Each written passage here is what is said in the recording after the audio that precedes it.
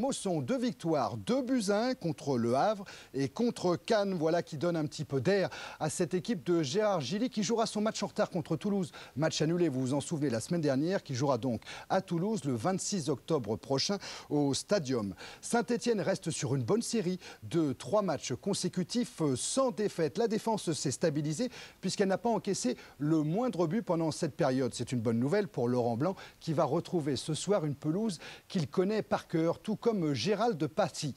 Passy qui revient, il n'est certes encore pas tout à fait titulaire, mais il revient dans un groupe stéphanois qu'il avait quitté juste après, sur blessure, la première journée de championnat. Alors l'avenir s'annonce meilleur pour l'équipe de Santini, pour peu que Roland Wolfart inscrive son premier but dans le championnat français. Tout serait parfait. Montpellier-Saint-Etienne, Christian de Tranchant.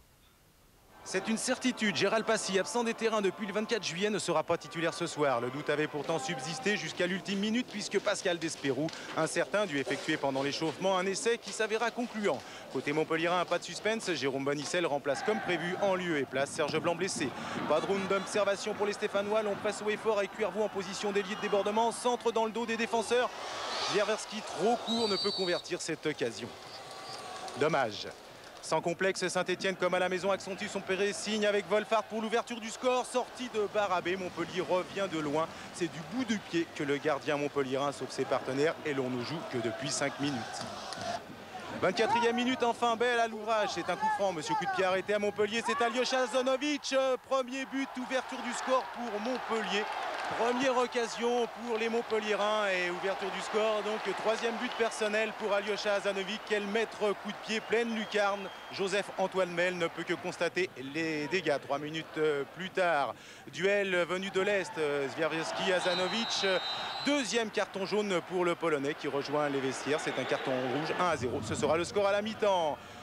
Encore un coup de pied arrêté avec Aljosha Azanovic. Tête d'Erzakarian, déviation de Cyprien. Tête de Jean-Manuel Tétis pour le 2e but montpellierin et premier but de Jean-Manuel Tétis depuis qu'il a débuté avec cette équipe montpelliéraine cette saison.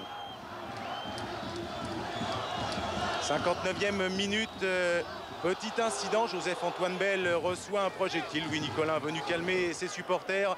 Incident sans gravité, récupération du ballon, Aljosha Zanovic à la lutte avec Cyprien, frappe de l'intérieur du pied du Yougoslave pour le 3e but montpellierin. On joue depuis 63 minutes. 4e but personnel pour Aljosha Azanovic qui devient le meilleur buteur de cette équipe montpelliéraine. C'est un cavalier seul des montpelliérains. Risetto qui est rentré en lieu et place de Sanchez pour Fabrice Divert. Nouvel arrêt de Joseph-Antoine Bell. Il n'y a plus qu'une seule équipe sur le terrain. Déboussolé, les Stéphanois vont faire de la résistance. Lefebvre pour Divert. 4e but pour les Montpelliérains. Non, monsieur Saul, bien vu. Il y avait une petite main de l'avant-centre montpelliérain. Score final 3-0. Série terminée de 3 matchs sans défaite pour les Stéphanois. Série en cours pour Montpellier qui signe ce soir sa 3e victoire consécutive, toute acquise à la Mosson. Ouais, et puis c'est une victoire nette et qui va réconforter encore cette jeune équipe de Montpellier. Et Monaco, les gros bras du championnat, sont au rendez-vous. 2 victoires seulement à domicile, Montpellier et Auxerre. Alors au classement, c'est effectivement Bordeaux qui prend la place de leader avec un point d'avance sur le PSG et Cannes. Mais souvenez-vous quand même que Nantes, Lyon, Toulouse et Montpellier comptent un match en moins.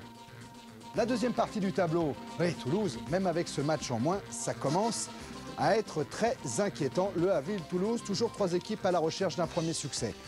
Alors les buteurs, ça donne quoi? Zitelli, Ginola, toujours en tête avec 7 buts. Mais revoilà Philippe Vercruis et son doublé ce soir à Strasbourg. Le programme Bordeaux-Montpellier, match avancé 20h15, vous le savez. Mercredi 22h45, Marseille-Strasbourg en intégralité et les résumés des